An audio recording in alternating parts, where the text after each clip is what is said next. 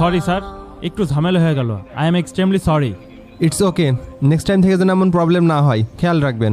Sir, তাহলে এখন আমরা প্রজেক্ট নিয়ে কথা বললি। হ্যাঁ অবশ্যই।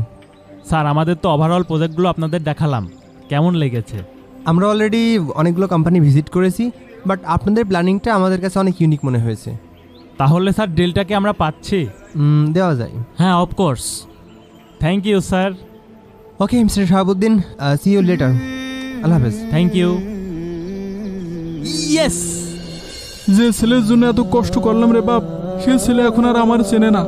চাচা, আমার উপরে যেন রাগ করেন না, এইটা আসলে আমাদের দায়িত্ব।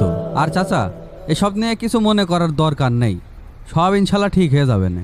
কিছুই ঠিক হবে না রে বাপ। যে ছেলে আজকে আমার অফিস থেকে ঘাড় ধাক্কা দিয়ে বের করে দিল, এই মুখ আমি সমাজে দেখাবো কি করে? এমন ছেলে আমি কোনো জায়গায় দেখিনি, যে নিজের বাপেরই পরিচয় দিচ্ছে না। এই লোকটাকে আমরা ভিতরে দেখলাম না? আজকে স্যার আপনার সাথে খুব খারাপ আচরণ করেছে। হ্যাঁ তাই তো। আসলে ছেলে তার বাবার সাথে এরকম খারাপ আচরণ করবে, এটা মেনে নিয়ে কষ্টকর, কিন্তু কি করবেন চাচা? এই সিকিউরিটি, তুমি এইমাত্র কি বললে? না স্যার, কিছু না। আমরা সব শুনেছি, তুমি সত্যি করে বলো তো, ইনি কি শাহাবুদ্দিন স্যারের বাবা? মানে স্যার, আচ্ছা, আমরা সব বুঝতে পেরেছি। আঙ্কেল, কি হয়েছে আমাদেরকে একটু বলেন তো। কি আর বলবো বাবা, আমি এক হতভাগা ব্যক্তি, যে ছেলেকে মানুষ করার জন্য জীবনে কত কষ্ট করলাম, ঋণ করে ছেলেকে মানুষ করলাম।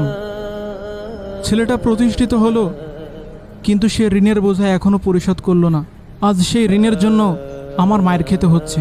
আঙ্কেল, আপনি কোনো টেনশন করবেন না, আমরা বিষয়টা দেখছি। বাবারে, আমার ছেলের কোনো ক্ষতি করো না। আঙ্কেল, আপনার ছেলে আপনার সাথে খারাপ আচরণ করেছে না, বিষয়টা আমাদের দেখতে দেন।